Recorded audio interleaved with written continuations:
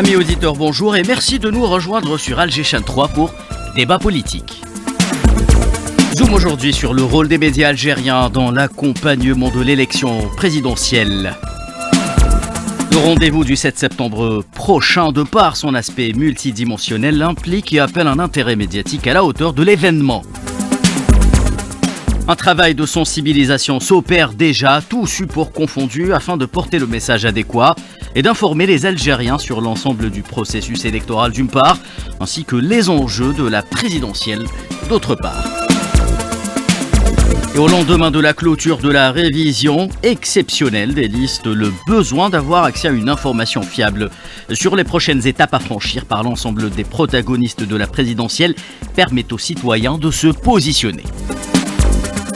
Médiatiser l'élection présidentielle est aussi une manière de s'opposer à la désinformation et à la cacophonie qui règne sur les réseaux sociaux. Nous en parlons aujourd'hui avec nos invités, à commencer par vous, Mohamed Abdoun, directeur de publication du site La Patrie News. Anis Ayloul, vice-président du Conseil supérieur de la jeunesse, nous rejoindra dans quelques instants. Également Mohamed Dachir, analyste politique, qui sera avec nous en deuxième partie d'émission, en direct par téléphone. Débat politique, une émission réalisée par Amine Segni. Le débat politique avec Khirdin Batache et ses invités, tous les samedis de 13h à 14h sur Alger Chaîne 3. Madame, monsieur, bonjour, bienvenue sur Débat politique. Mohamed Abdoun, d'emblée, nous allons entrer dans le débat. La révision exceptionnelle des listes électorales a été clôturée jeudi en prévision de la présidentielle du 7 septembre prochain. Alors le coup d'envoi de cette opération a été donné le 12 juin en vertu d'un décret présidentiel portant convocation du corps électoral. Est-ce que c'est l'étape la plus importante en amont des élections? Si c'est le cas, pourquoi?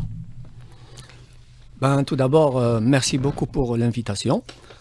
Dans la vie d'une nation, une élection présidentielle est une étape cruciale, très importante. La révision de la liste électorale est aussi importante que l'élection elle-même. Pourquoi? Pour éviter qu'il y ait, comme vous l'avez si bien dit, cacophonie ou accusations mal placées concernant d'éventuels gribouillages ou fraudes. Donc cette révision permet de lever toutes les éventuelles ambiguïtés et de faire en sorte que cette élection se passe dans la meilleure des conditions possibles et loin de tout faux débat. Oui. Et justement, si je puis me permettre, le vrai débat tarde à être lancé. Et je pense que ça va se faire. Je pense qu'on va atteindre la vitesse de croisière une fois que les finalistes, on va dire, seront enfin connus et on pourra enfin débattre des thèmes de campagne. Parce que là, on n'y est pas toujours, encore. Mohamed Abdoun, une phase initiale s'installe toujours dans une élection quelconque. Et cette phase initiale, il est également important de la conduire convenablement. Et tout commence à partir de la révision des listes électorales, car le fichier électoral est la matière qui permettra justement aux protagonistes du scrutin de travailler sereinement, comme vous l'avez dit. Et l'ANI, donc l'Agence nationale d'organisation des élections, prend très au sérieux cette opération. Il y aura 3 jours également consacrés au recours par rapport peut-être à d'éventuelles personnes qui ne trouveront pas leur nom dans les listes. Comment jugeriez-vous justement l'opération, son déroulement, mais également la manière dont on a communiqué autour de la révision de ces listes électorales? À mon avis, nous avons l'habitude. Nous organisons des élections depuis une bonne trentaine d'années peut-être. Oui. Donc, nous sommes rodés, on va dire. Même l'ANI, elle a l'habitude de suivre le processus. Notre ministre de l'Intérieur, il contrôle la situation parfaitement. Et je pense que notre meilleur atout ou avantage, c'est le e-government. Maintenant que tout est informatisé, Les listes sont sur... La dynamique de numérisation justement Absolument. de l'administration Absolument. algérienne a permis de passer à une étape supérieure en ce qui concerne l'organisation Et- en amont des élections. Tout à fait. Et même les candidats ou les partis politiques, ils peuvent, je pense, ils peuvent accéder aux fichiers. Donc, normalement, c'est une opération qui ne devrait pas poser de problème, ni technique, ni d'ordre politique. Oui. Donc, c'est une étape cruciale, comme vous l'avez si bien dit, mais elle est le- ordinaire, on va dire. Oui. Très bien, alors l'on a constaté un engouement particulier chez les jeunes et une certaine maturité quant à la nécessité de s'inscrire sur ces listes électorales. Comment expliquez-vous cela? Et est-ce de bon augure pour le reste? Vous faites bien de poser cette question parce que effectivement, les jeunes, d'une manière générale, qui commençaient un peu à se désintéresser de la chose politique, commencent à s'y pencher. Pourquoi? Parce que beaucoup de choses sont en train d'être faites. Il y a sur les réseaux sociaux notamment pour dénigrer ce qui se fait en Algérie, mais on a vu qu'il y a des choses très très très importantes qui sont faites Oui. en faveur des jeunes, les ondes d'ombre qui sont enfin sous la lumière des projecteurs, les projets bloqués qui ont tous été débloqués, la lutte contre la corruption. Tout a été fait pour... Tout ça porte un nom, l'espoir peut-être, l'espoir pour les jeunes. Oui, avoir une Algérie meilleure. J'allais enchaîner sur les dernières législatives justement. Oui. Des instructions présidentielles ont été données pour qu'une place de choix soit accordée aux jeunes. Il y a eu même des aides matérielles et financières Oui. pour que le jeune puisse enfin s'impliquer dans la vie politique et dans l'action politique. Moi qui suis quand même la chose politique en Algérie depuis les années 90, je dois dire que ça n'a jamais été fait jusqu'à maintenant. On vient de rentrer de plein pied dans cette nouvelle Algérie en construction. Donc oui, je ne suis pas du tout étonné que les jeunes veulent avoir leur mot à dire lors de cette élection, d'autant plus que mon avis personnel, c'est que l'enjeu principal va résider dans le taux de participation. Oui. On a besoin d'un taux de participation important pour qu'il n'y ait absolument ni débat, ni faux débat, ni tâche sur ce vote qui s'annonce déterminant et qui va sceller un tournant historique, on va dire, vers la finalisation de la construction de cette nouvelle Algérie. Très bien. Dans une nation quelconque qui ressemblerait justement à l'Algérie, où les jeunes sont la partie majeure de la composante qui constitue le pays, est-il important de voir ces jeunes aujourd'hui, notamment ceux qui ont l'âge légal? Bien entendu, ils sont nombreux à être inscrits sur ces listes électorales. Quel type de crédibilité cela pourrait donner par la suite au scrutin? C'est tout à fait normal que l'implication des jeunes dans ce processus électoral et dans le déroulement de cette élection elle-même, c'est tout à fait normal que ça soit important et crucial, d'autant plus que l'Algérie a une chance inouïe d'avoir un peuple jeune. Oui. Donc, si les jeunes n'étaient pas impliqués dans ce vote, on pourrait dire que ce vote n'aurait pas de sens sur le plan politique et comment dire bref, cette implication est capitale, elle est importante et Dieu merci, effectivement les jeunes sont de plus en plus penchés vers la chose politique et les réseaux sociaux ou l'internet d'une manière générale peuvent jouer un rôle aussi bien négatif que positif. Oui. Et c'est pour ça que vous avez bien fait de relever que les médias ont un rôle à jouer pour lever les ambiguïtés, lutter contre la désinformation et livrer aux lecteurs une information crédible et qui aille dans le sens des intérêts de l'Algérie. Exactement. Voilà, donc ce vote s'annonce important et je pense que les jeunes ont compris l'ampleur de cet enjeu, surtout que, si je puis me permettre, ça intervient sur fond d'événements internationaux géostratégiques majeurs qui risquent Une de année charnière en matière de géopolitique à laquelle on assiste. Oui, justement, j'allais dire, ça risque de chambouler carrément l'échiquier géopolitique de la planète avec ce qui se passe en Palestine, en Ukraine, le vote aux USA qui Oui, s'annonce de plus en plus novembre incertain. prochain. Et nous avons aussi notre chère Algérie, Oui. que je salue notre diplomatie, qui est en train de mener un travail de titan au niveau du Conseil de sécurité. Et croyez-moi, ça ne plaît pas à tout le monde. Et ça nous ramène pas mal d'ennemis qui seraient pas particulièrement heureux que l'Algérie se prenne les pieds dans le tapis, si je puis me permettre. Donc, Et cela commence justement par le recouvrement d'une cohésion nationale qui permette à ces élections de gagner en crédibilité. Et cela commence justement par l'assainissement du fichier électoral.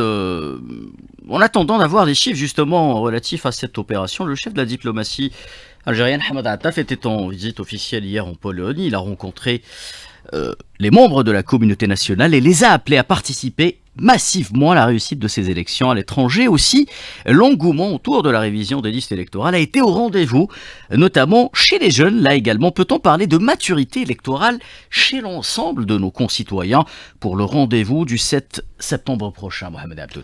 eh ben justement, oui, comme on l'a dit, les réseaux sociaux qui peuvent jouer un rôle aussi bien positif que négatif ont permis de comprendre l'ampleur de l'enjeu de cette élection, d'une part, et le rôle que pourrait jouer n'importe le dernier des électeurs dans le déroulement de ce scrutin.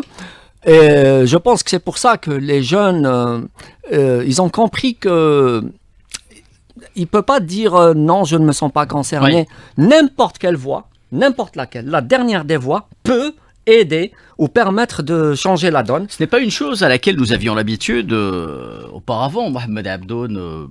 Beaucoup de membres de notre communauté nationale ne s'intéressaient pas malheureusement comme il fallait aux élections, et cela a pu changer notamment grâce au travail titanesque qui a été entrepris sur le terrain, à la fois de la part de la société civile, des associations, mais également des représentants justement diplomatiques algériens qui ont été chargés par le président de la République Abdelmajid Tebboune via des instructions de bien veiller à ce que les préparatifs des élections, en commençant par informer justement nos concitoyens sur l'importance de ce scrutin, soient au rendez-vous. Oui. Je sais qu'un travail de proximité de tout azimut a été entrepris partout dans le monde de la part de nos diplomates. J'ai personnellement discuté avec Nasser Khabat, le président du MOUDAF, Exactement. Mouvement dynamique des Algériens de France. Lui-même, qui a quand même plus de 10 ans de militantisme derrière lui, il était étonné. Il m'a dit je suis reçu à bras ouverts par tous les Algériens. Il m'a dit ils ont acheté les drapeaux de leur propre poche. Ils se sentent plus impliqués que jamais. Oui. Ils savent que l'enjeu est majeur et qu'ils n'ont pas intérêt à ce que ça se déroule mal. Donc, oui, je ne me fais aucun souci. Je sais que les Algériens seront en rendez-vous. Comme je vous ai dit, pour moi, l'enjeu majeur va résider dans le taux de participation.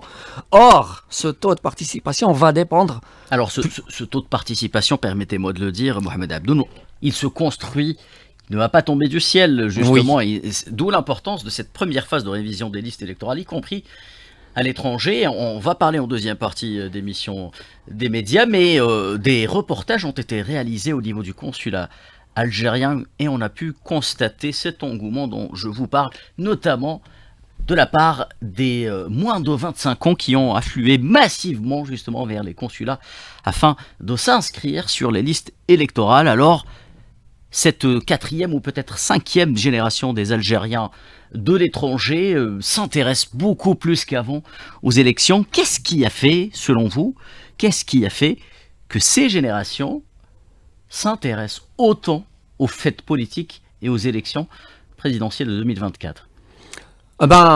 Ça rejoint un peu ce que j'ai dit tout à l'heure, c'est que les Algériens de l'étranger, d'une manière générale, ont compris que enfin il y a des responsables qui s'intéressent à eux, qui prennent des mesures concrètes, et c'est pas que des mots, Ouais. des mesures concrètes en faveur de notre diaspora. Il y a l'histoire des billets, l'histoire du passeport, les papiers, Exactement. plus le rapatriement gratuit en cas de décès, Les pensions de retraite, la sécurité sociale. l'ADL, les logements. Oui.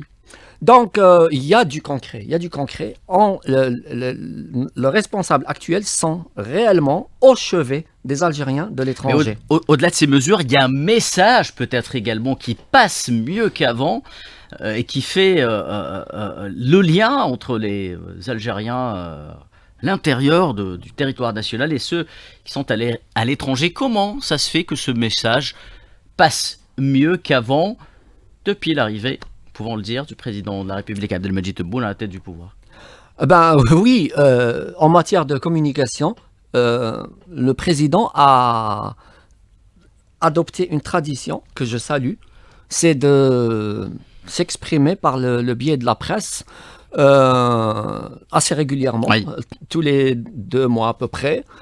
J'ai la chance d'avoir fait partie des journalistes qui l'ont interviewé et je dois dire que j'ai choisi en toute liberté mes questions.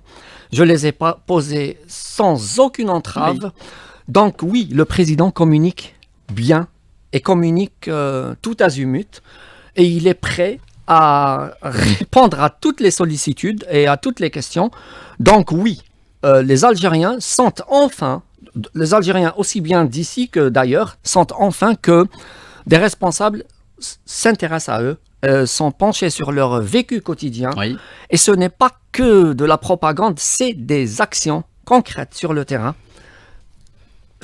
Voilà, donc ça Donc juste le secret réside dans la manière dont les autorités et à leur tête le chef de l'État, M. Abdelmadjid Tebboune, communiquent, interagissent avec les citoyens, y compris qui sont en dehors du territoire national, selon vous. Alors, après la clôture du délai justement imparti à cette opération, qui est celle de la révision exceptionnelle des listes électorales, un premier bilan à nous communiquer peut-être de la part de l'ANI. Nous sommes dans l'expectatif. Alors hormis la révision des listes électorales, il y a aussi l'opération de retrait des formulaires de parrainage pour les candidats à la candidature. Ils sont une trentaine à s'être déclarés pour le moment, en ayant retiré 2,5 millions de formulaires selon le président de l'ANI, M. Mohamed Chorfi. Cela dénote également d'une certaine dynamique électorale qui confirme les prémices qu'on a eues sur le renouveau de la vie politique en Algérie. Qu'en pensez-vous, Mohamed Abdoun? Pour le moment, les choses sont encore confuses, un peu floues. On en saura un peu plus lorsque les finalistes seront connus, lorsque Alors peut-être que la campagne n'a pas commencé officiellement, Oui. ce qui peut expliquer peut-être justement ce mouvement auquel on assiste, mais 30 candidats environ, entre 25 et 30 candidats à la candidature qui retirent les formulaires d'adhésion, les formulaires de parrainage. Cela semble quand même important au vu des données que l'on a. Écoutez, je suis convaincu que le nombre n'est pas aussi important que la qualité. Oui. Je préfère la qualité plutôt que le nombre. Donc, par expérience, je sais que n'importe quel candidat devrait être en pré-campagne. Oui. Pour le moment, il n'y a pas de pré-campagne. Beaucoup de partis le sont déjà à travers des meetings, à travers des rencontres qu'ils organisent dans différentes wilayas. C'est vrai que d'abord, il a fallu trancher dans cette élection à travers les candidatures. On a beaucoup de partis qui ont tranché justement en ce qui concerne leur participation à ces élections. Peut-être que, comme vous l'avez dit, la période qui n'a pas été adéquate avec les examens du BEM, du baccalauréat, peut-être de l'Aïd El-Kébir, a ralenti un peu cette dynamique. Mais pensez-vous qu'on va retrouver un certain engouement très bientôt? Absolument. Je pense qu'on va très bientôt atteindre une vitesse de croisière. Oui. Et ça va être historique. On va vivre une campagne électorale en pleine canicule. Oui. Ça va être une expérience unique dans les annales algériennes. J'ai hâte de vivre cette expérience. On s'y prépare, nous, à la Patrie News. On a une équipe de choc qui va suivre l'essentiel, les candidats les plus importants. On va essayer de tenir informer nos lecteurs en temps réel pratiquement. Parce que, comme vous le savez maintenant, avec... Quelles sont peut-être justement les actions que vous avez déjà entreprises et dont l'objectif serait de faire connaître justement le processus initial avant d'entrer dans le fond des choses, qu'est la campagne électorale et l'élection qui s'en suivra? D'abord, on suit l'actualité de manière très pointue, notamment l'actualité politique. Mais tant que, comme je l'ai dit, tant que les finalistes ne sont pas connus, on ne peut pas encore mettre en place un plan d'action. Permettez-moi de le dire, Mohamed Abdel, les finalistes, ce sera les signatures qui décideront. Le dernier mot reviendra encore une fois au peuple, mais il importe quand même d'informer les citoyens sur le nombre, le profil des personnes qui s'intéressent à ces élections du point de vue de la participation, justement. Oui, absolument. D'ailleurs, je pense que la qualité, elle est liée un peu à ce qu'on a déjà dit, c'est le renforcement du front intérieur. Oui. C'est lié un peu à cette campagne qui est en train de démarrer. Et lorsqu'elle sera en vitesse de croisière, oui. Je pense que ça va aller sur des chapeaux de roue. Oui. Et les grands thèmes de campagne se dégageront. Oui. Je pense que c'est anticipé, oui. Pour en parler pour le moment.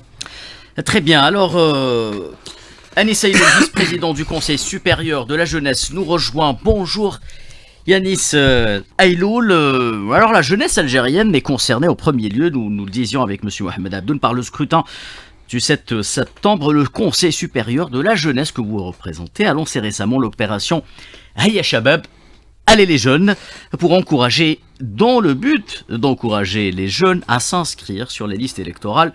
En quoi consistait cette opération exactement? Bonjour à vous, bonjour à tous.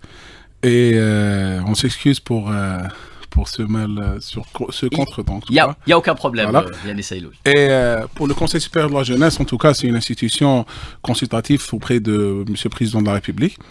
Et dans le cadre d'encourager les jeunes à la participation dans la vie sociale et la vie politique, et ces points-là sont dans les missions du Conseil supérieur de la jeunesse. Oui. On a lancé l'initiative Hayya Shabab. L'initiative Hayya Shabab, c'est d'encourager les jeunes à s'inscrire dans le corps électoral ou les listes électorales. Et cette opération, on a pris le Conseil supérieur de la jeunesse avec, au niveau local et au niveau national, avec mes collègues au niveau de 58 wilayas. C'était des opérations et des initiatives de jeunes, travail de proximité au niveau des quartiers populaires et dans les différents espaces de jeunes.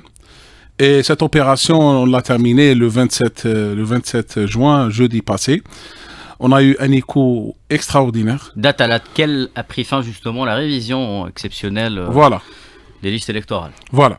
Elle a commencé le 12 juin. C'était l'initiative, le lancement de l'initiative. Il y avait le président de l'Observatoire de la Société nationale, Société civile, oui. et le président du Abdel Conseil Braham. supérieur de la jeunesse. Oui. On a fait 2 actions au Chahida, niveau oui. de la wilaya, voilà, au niveau de la wilaya d'Alger. Deux quartiers populaires. On parle de le quartier Harrach, dans le marché de Harrach, la grande placette, les cafétérias, etc. C'est un travail de proximité. On veut bien changer l'image qui a été déjà avant 2019, c'est faire la sensibilisation et les initiatives dans des salles fermées et peut-être dans des hôtels de 5 étoiles, mais non. Mais on veut bien, le Conseil supérieur de la jeunesse, de passer à l'action directement et de donner ce message-là et c'est le conseil qui se déplace, les membres du conseil, avec les différentes activistes de jeunes et les jeunes actifs, aussi dans la société civile, c'est de faire passer le message et d'aller aux espaces de jeunes. Très bien, Anis Aïloul. Alors, après la clôture du délai justement imparti à la révision exceptionnelle des listes électorales, est-ce que vous avez un premier bilan peut-être à nous communiquer concernant les objectifs qui auraient été atteints concernant cette opération? Des ateliers de formation au cadre juridique et constitutionnel ont par ailleurs été organisés par le Conseil supérieur de la jeunesse. Comment se sont déroulés ces ateliers? Quel a été leur impact sur l'implication des jeunes dans cette phase initiale des élections? Les ateliers avant la révision. Exactement. Et voilà. Alors, à l'occasion des réunions des commissions spécialisées de Conseil supérieur de la jeunesse, on a organisé des ateliers de formation ou des ateliers on veut bien dire, pour développer la culture électorale chez le jeune. Si on parle des élections, la participation politique, elle est large. On est là, mais il y a la culture électorale. Oui. Nous, on est en train de travailler sur cet axe-là, cette période. Avant, on était sur l'axe la participation des jeunes dans la vie sociale, la vie politique, mouvement associatif, les comités du quartier, etc., les clubs sportifs. On était dans l'aspect général. Après, on a parlé directement dans l'aspect la participation politique des jeunes. Et ça, c'était dans notre premier forum au niveau de la wilaya de Tibissa en 2022. Après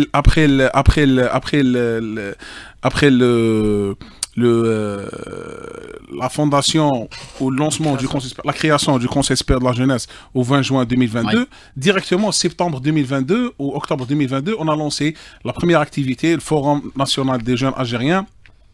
Le titre ou le thème, c'était la participation politique. Oui.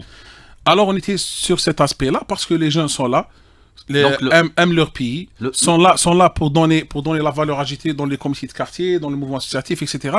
Mais est-ce que vraiment sont là pour la participation politique? Parce que réellement, ça donne un produit, ça donne des gens qui vont gérer au niveau local et au niveau national. On veut bien sensibiliser les jeunes dans ce sens-là. Et les ateliers, on a passé directement sur la culture électorale pour les membres, mes collègues du Conseil supérieur de la jeunesse. C'était la fin, début juin 2024, récemment, avant la révision exceptionnelle de corps électoral. Et on a fait ça avec l'autorité nationale indépendante des élections et aussi avec la Cour constitutionnelle.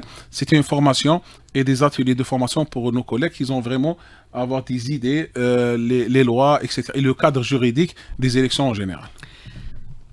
Mohamed Abdoun, avant de passer à la deuxième partie de cette émission liée aux médias et le rôle des médias dans ces élections, comment vous jugez le travail du Conseil supérieur de la jeunesse à une étape charnière justement de la vie politique de l'Algérie?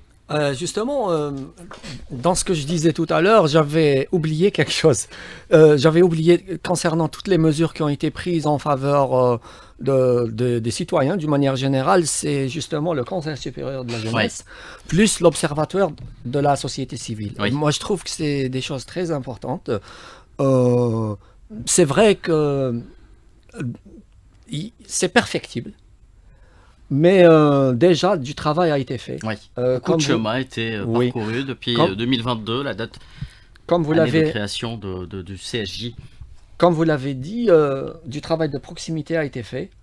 Vous avez organisé des débats, et c'est pas dans des salons 5 étoiles, c'est sur le terrain, dans des quartiers populaires. Ça, je salue ce genre d'initiative.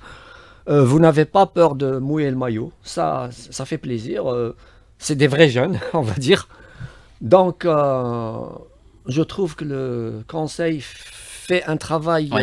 qui mérite d'être salué, encouragé, médiatisé aussi. Donc, oui, c'est bien. Un peu, il y a des formations professionnelles chez Oui. moi. Le journaliste a envie de poser une question. On va le faire juste après la pause. Vous écoutez Alger Chant 3, il est 13h30. Le débat politique avec Khirde Batache et ses invités, tous les samedis de 13h à 14h sur Alger Chaîne 3.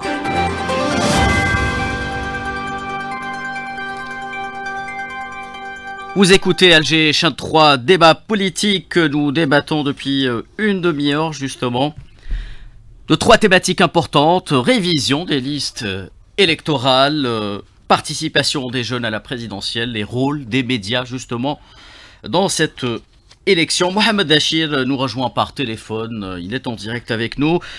Bonjour Mohamed Achir. Bonjour à tous et à tous les auditeurs de la chaîne 3. Mohamed Achir, vous le savez mieux que quiconque, le citoyen algérien est un citoyen politisé. Beaucoup de jeunes constituent justement la population algérienne. Quel est le type de langage qu'il faut avoir, qu'il faut employer pour intéresser les jeunes à la chose politique et aux élections d'un point de vue peut-être sociologique? Oui, je pense que effectivement, c'est-à-dire on peut pas dire qu'il y a une démission de la société algérienne, du peuple algérien ou de la catégorie jeune de la vie politique. Donc, ils s'intéressent, les jeunes s'intéressent, toutes les catégories sociales. Peut-être qu'il y a un problème en termes de structuration de cette jeunesse, notamment dans des organisations politiques partisanes, dans les partis, Oui. ou même dans d'autres espaces. Sinon, il reste que le peuple algérien en général s'intéresse à la chose publique, à la chose politique, et s'informe quotidiennement, et ils sont ils sont conscients de l'intérêt de s'impliquer dans l'espace public et même de s'impliquer dans des organisations. Maintenant, c'est le cadre justement organisationnel qu'il faut améliorer davantage de façon à attirer plusieurs strates sociales, notamment les jeunes, dans ces structures et pour qu'ils soient engagés sur le terrain. Maintenant, par rapport au discours, justement, c'est à partir de là que les discours doivent s'adapter aux réalités sociales, aux réalités économiques, aux aspirations de la jeunesse, aux besoins réels de la jeunesse.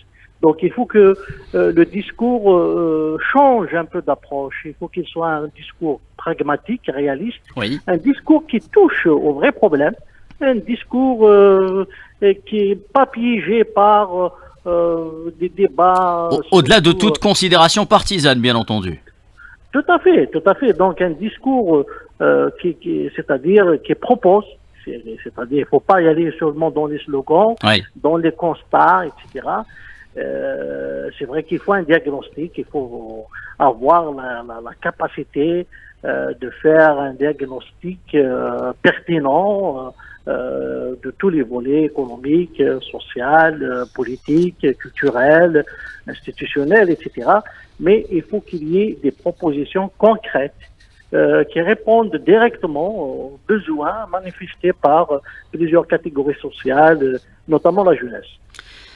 Très bien, allez, parlons à présent des médias. Ils sont eux aussi au cœur de cette élection et jouent un rôle prépondérant. Mohamed Abdoun, est-ce que les médias algériens ont aujourd'hui une responsabilité citoyenne directe dans la réussite de ce scrutin, selon vous? Je pense que effectivement, les médias ont plus que jamais une responsabilité politique et historique dans ce processus électoral, mais aussi dans le devenir de l'Algérie. Pourquoi? Parce que nous vivons une mutation concernant l'éthique, les technologies de l'information et de la communication. Oui, TIC. Oui, nous vivons une mutation majeure. Ça a mis en place ce qu'on a appelé les guerres de 4e génération. Oui. On peut détruire un État sans tirer une seule balle. Oui. Les médias ont une responsabilité majeure pour jouer un rôle majeur de bouclier pour préserver l'Algérie contre les éventuelles attaques dont elle pourrait faire l'objet, d'autant plus qu'il il est évident que nous serons visés, ne serait-ce que parce que par rapport au travail majeur que nous sommes en train de mener au niveau du Conseil de sécurité. Justement, comment effectuer ce travail à travers la promotion des élections présidentielles, Mohamed Abdoun? Nous avons mis en place un plan d'action, justement, au niveau de notre rédaction, technique et rédactionnelle, pour couvrir en temps réel, aussi bien en écrit qu'en vidéo, des interviews, tout ça, informer, autant que faire se peut nos lecteurs, et donner l'information juste et en temps réel pour casser la désinformation et expliquer aux lecteurs et aux citoyens qu'ils sont les acteurs, que rien ne peut se faire sans eux, que c'est eux les artisans de leur destin via cette élection, mais aussi concernant ce rendez-vous électoral. Voilà, donc les médias sont en première ligne, on peut dire. Ils sont astreints. Ouais. Ils sont astreints de jouer ce rôle majeur. Ils sont en première ligne, comme vous l'avez si bien dit. Donc, concernant la Patrie News, comme son nom l'indique, elle est au cœur de la patrie, au cœur de sa mission, comment dire, qui est une mission sacrée au service de la patrie.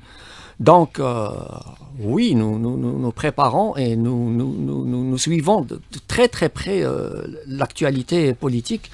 Et nous en créons aussi, en allant au-devant des acteurs. Anis Ayloul, dans votre rapport aux médias, quel est le message que vous souhaiteriez voir passer? Y a-t-il peut-être une forme particulière de communication, de rhétorique qui soit efficace lorsqu'on s'adresse aux plus jeunes en ce qui concerne les élections? En tout cas, pour la communication, c'est 80% de travail de sensibilisation en ce moment. Parce que si on trouve le jeune, par exemple, s'il a une journée de travail de 8 heures ou dans la fac pour ses études, il a minimum 4 heures, 5 heures sur les réseaux sociaux. Alors, il a une autre vie, un autre monde et une autre société digitale, si on veut dire, ou numérique. Voilà, numérique. Oui. Et les TIC maintenant sont déjà des moyens, c'est pas un moyen secondaire, mais c'est un moyen principal dans chaque campagne, dans chaque fait pour faire passer le message, surtout pour les jeunes. Si je comprends bien, il n'est plus nécessaire de réunir 200 jeunes dans une salle et de se tenir devant un pupitre. Nous, au Conseil supérieur de la jeunesse, déjà, on a fait des conférences qui dépassent les 1500 sur Zoom, par Zoom. Oui. Des conférences. Visioconférences. Ils ont déjà assisté le président du Sénat, monsieur Goudjil, Saleh, avec bien sûr le président du Conseil supérieur de la jeunesse. On a déjà un événement ou une activité, un projet qu'on appelle Sa'a Hiwar. Une heure de débat avec les responsables du secteur, les ministres, etc. On a reçu le ministre du Travail, on a reçu aussi le ministre de l'Enseignement supérieur par Zoom. Par visioconférence. Et le débat est ouvert avec les jeunes et la participation est très importante. Et on trouve ça, c'est de 1, l'efficacité. De 2, c'est de faire passer les messages directement. De 3, c'est d'économiser du temps et d'efforts et des moyens, etc. Et de pouvoir également exploiter derrière, en aval, ces communications, les diffusant massivement, vous l'avez dit, sur les réseaux sociaux. Sur les réseaux sociaux. Alors nous, on a lancé Hayya Shabab. Hayya Shabab, c'est une initiative lancée par le Conseil supérieur de la jeunesse. Mais on a lancé en parallèle Hayya Shabab sans titre. Hayya Shabab, c'est une initiative de jeunes. Comme il a dit M. Abdoun, c'est le Conseil supérieur de la jeunesse, on veut passer ce message. On est là, c'est vrai. On est dans une institution consultative auprès du Monsieur le Président de la République. On a peut-être un cadre officiel, parce qu'on est une institution officielle, mais on est des jeunes à la fin. Parce qu'on est des jeunes élus dans l'Algérie profonde de ces contribuables et désignés dans les différents secteurs ministériels. Ça veut dire on est là, on est déjà des jeunes. peut-être on a des membres qui ont déjà les mêmes convictions des jeunes maintenant qui veulent pas participer avant 2019. Mais là, ces différences ont changé et on veut passer ce message-là avec un travail de proximité, avec un travail efficace et un travail réel. Loin peut-être de faire maquiller les choses et les opérations, etc. Oui. On veut aller vraiment à la profondeur des choses. C'est pour ça qu'on a lancé cette campagne de sensibilisation dans les réseaux sociaux. On a déjà une chaîne Telegram, Hayya Shabab, qui avait une interactivité extraordinaire avec les jeunes. Et c'est vraiment, ça donne une ampleur plus que nous déjà imaginé avant l'opération. Et à cette occasion, je remercie mes collègues conseillers de la jeunesse et les gens qui ont été là pour lancer cette opération. C'est vraiment large. Aussi, un point très important, pour les inscriptions dans les listes électorales. On avait déjà les inscriptions électroniques dans la plateforme. Alors, on a créé un code QR. Le code QR qui donne directement au lien de site de l'autorité nationale des élections. L'ANI. L'ANI, pour s'inscrire aux listes électorales. Et ça nous a économisé beaucoup de temps, beaucoup d'efforts. Et parce qu'on était dans la période de l'Eid. Ça a décuplé, pardonnez-moi, votre force de frappe, en fait. Voilà, parce que les 15 jours de la révision exceptionnelle de liste électorale, elle a passé par 2 week-ends. Il y avait déjà le 2 jours avant le bac. Oui. On a déjà 2 week-ends, on a déjà 3 jours de l'Eid. Et tout ça, on a passé directement par les inscriptions en ligne. Voilà. Et ça a donné un qui transcende justement ces impératifs liés voilà, parce que l'ANI elle a donné cette opportunité et c'est un effort dans le cadre de la volonté politique qui veut vraiment passer à la numérisation des différents secteurs, y compris les inscriptions correctorales ou les listes électorales. Et nous aussi, comme nous sommes des jeunes et on veut aussi, on se comporte comme les jeunes. C'est tout. C'est ça notre approche. L'approche jeune, que ce soit un travail de proximité ou aussi l'utilisation des TIC. Mohamed Achir, quels seraient en quelque sorte les fruits de cette nouvelle forme de communication politique dans le cadre de ces élections entre ces différents protagonistes qui œuvrent en amont sur le terrain afin de mieux informer, intéresser notamment les plus jeunes d'entre nous aux élections? Quel serait le type de fruits que l'on pourrait cueillir de cette opération? Sur le plan politique, bien entendu. Oui, je pense il y aura l'utilisation des moyens de communication classiques, mais aussi modernes, c'est-à-dire les plateformes, les réseaux sociaux.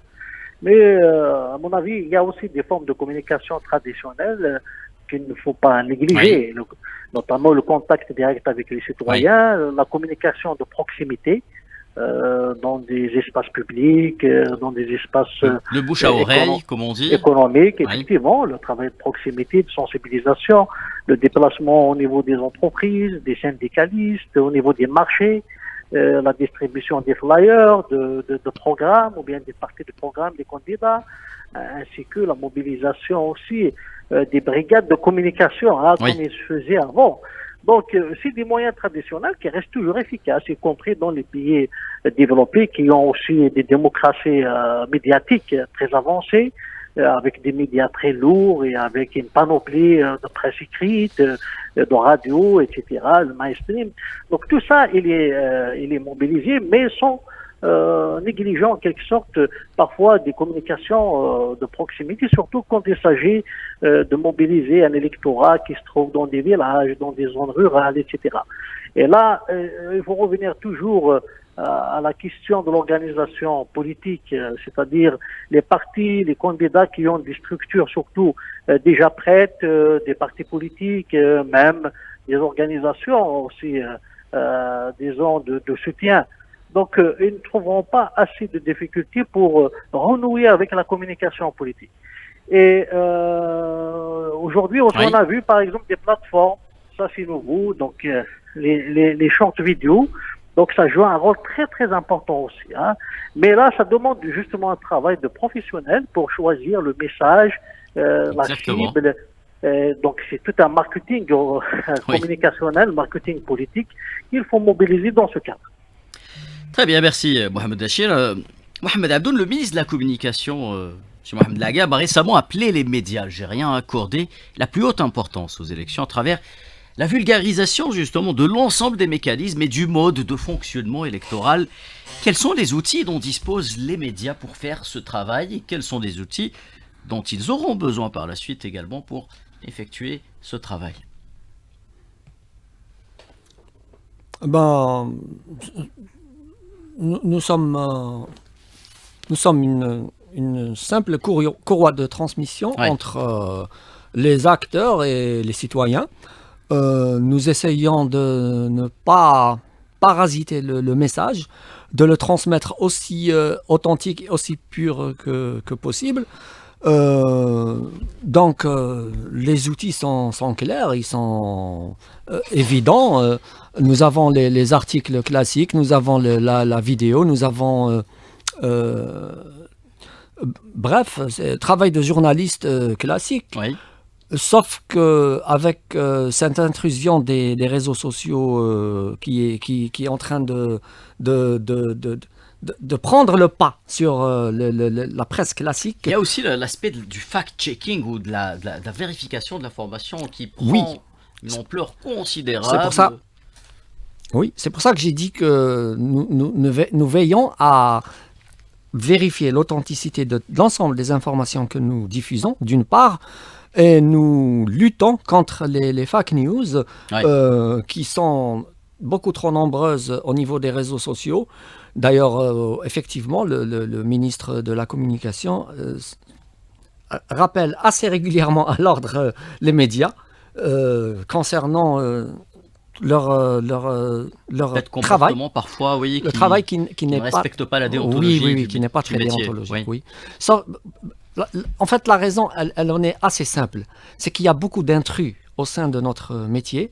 Depuis que beaucoup de sites d'information ont été lancés, ce n'est pas toujours des journalistes professionnels qui sont derrière. Alors, beaucoup ne sont pas des sites ou des pages algériennes également. Certaines sont orchestrées depuis le voisin marocain pour essayer justement de perturber, d'interférer dans le bon déroulement de cette élection.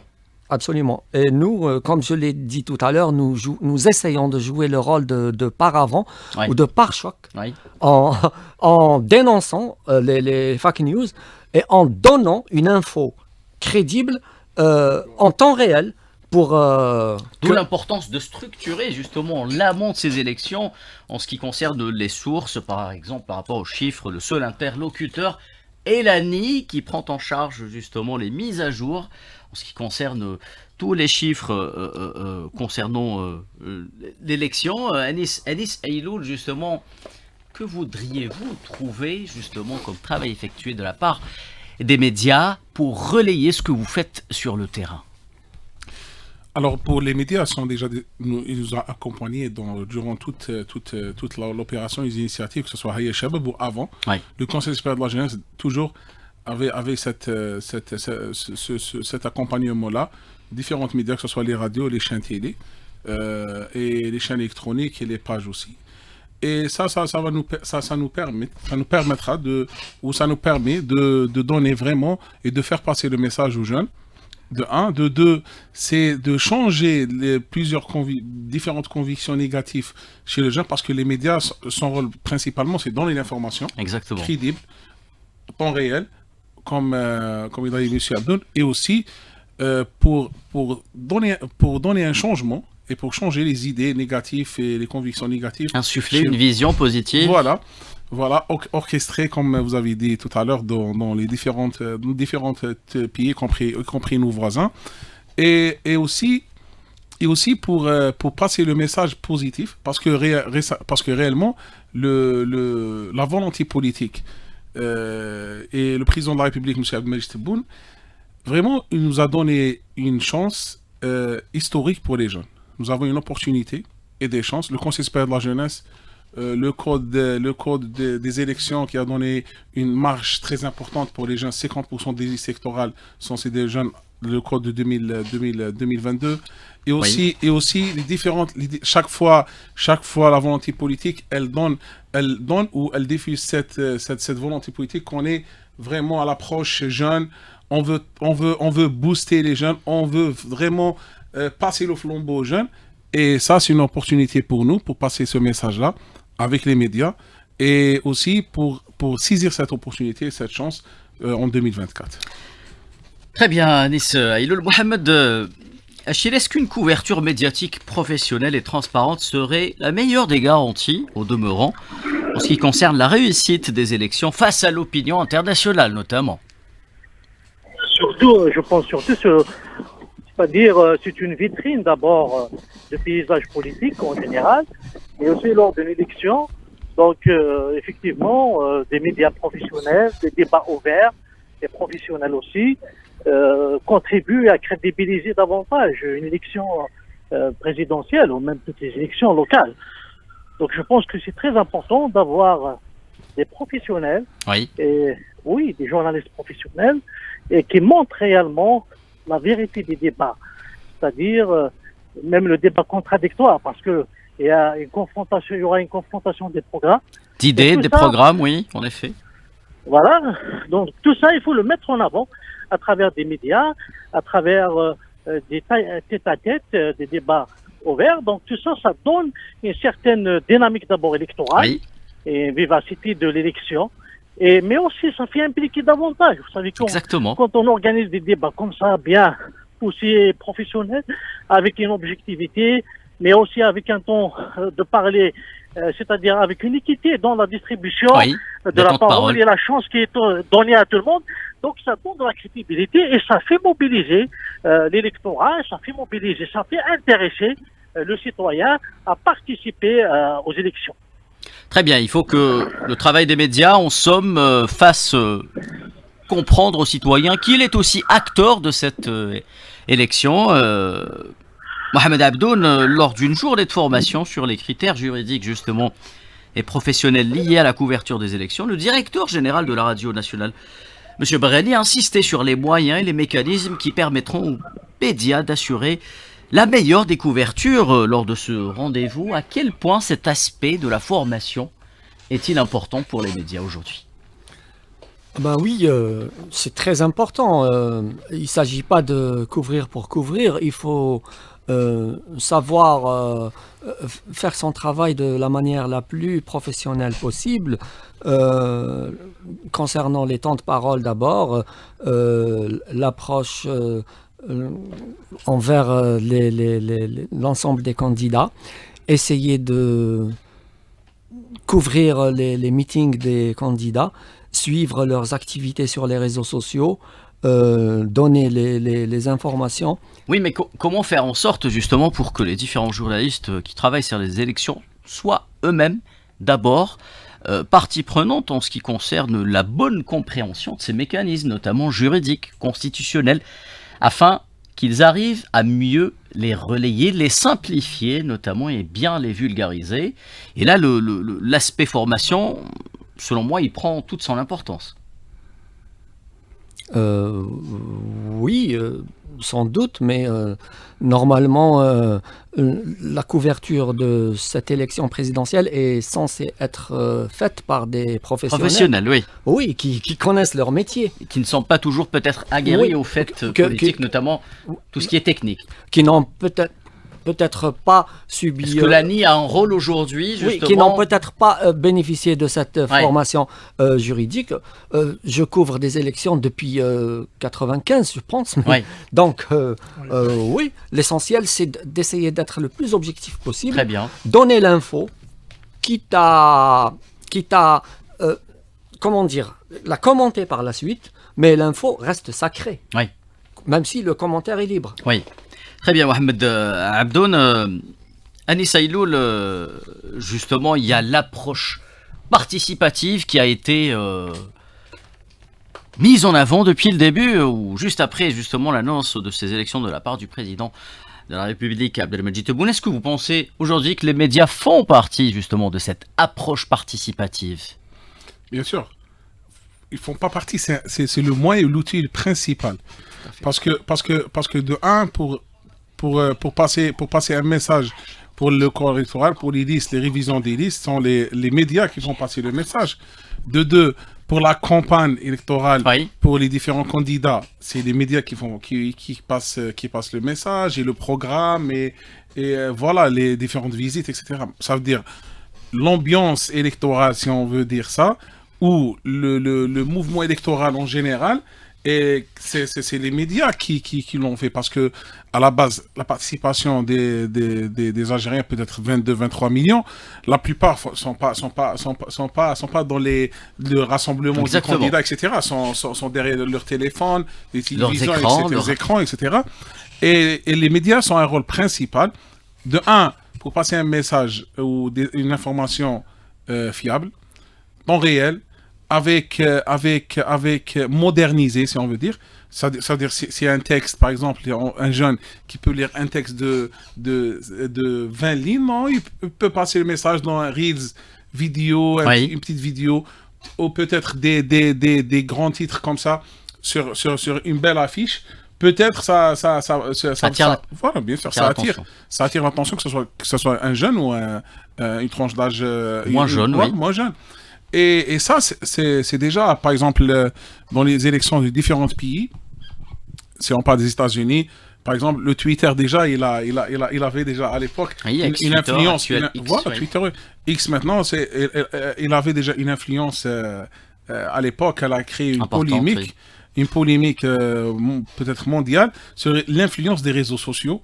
Quand un candidat il fait une tweet comme ça et il l'annonce, ça veut dire que c'est très important. Et nous, au Conseil supérieur de la jeunesse, on est déjà conscient de cette importance des médias. C'est pour ça on est beaucoup plus sur les réseaux sociaux.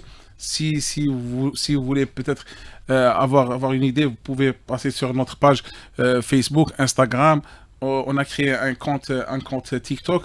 Et on veut passer sur différentes initiatives et on veut aider les différentes initiatives jeunes dans ce sens-là, la participation, parce que nous, on a vraiment une opportunité pour les jeunes Algériens pour passer à une autre étape de le jeune qui fait partie de la prise de décision, que ce soit au niveau local, au niveau national, et aussi la prise de plusieurs espaces de jeunes, et aussi pour donner la chance aux jeunes, l'opportunité, c'est très importante. Et ça, on passe en harmonie avec la volonté politique qui veulent bien passer le flambeau aux jeunes. Mohamed Dachir, on va terminer cette émission avec vous. Très rapidement, s'il vous plaît, quel regard peut-être portez-vous justement sur l'apport des médias dans cette phase initiale des élections ? Je pense que les médias doivent jouer un rôle primordial dans l'animation d'abord des débats, c'est-à-dire c'est des canaux de transmission d'abord des vrais débats politiques entre les différents candidats et pour éclairer davantage l'opinion publique, mais aussi les électeurs par rapport au programme des différents candidats et par rapport aussi à la nécessité de la participation active des citoyens à cette élection parce que elle représente un enjeu majeur pour notre pays, pour l'État national, vu le contexte géopolitique mouvant et menaçant. Ça nécessite un engagement un engagement politique de la part de tous les citoyens algériens autour des questions stratégiques et des questions nationales. Et l'élection présidentielle, on fait partie parce qu'il s'agit de consolider davantage les institutions, les hautes institutions du pays et de leur donner la légitimité nécessaire pour les renforcer. Merci Mohamed Dachir, je rappelle que vous êtes analyste politique. Merci également à vous Mohamed Abdoun, directeur de publication de la Patrie News. Merci à vous Anissa Iloul, vice-président du Conseil supérieur de la jeunesse. Mesdames et messieurs, merci à vous d'avoir été fidèles au débat politique. Rendez-vous la semaine prochaine.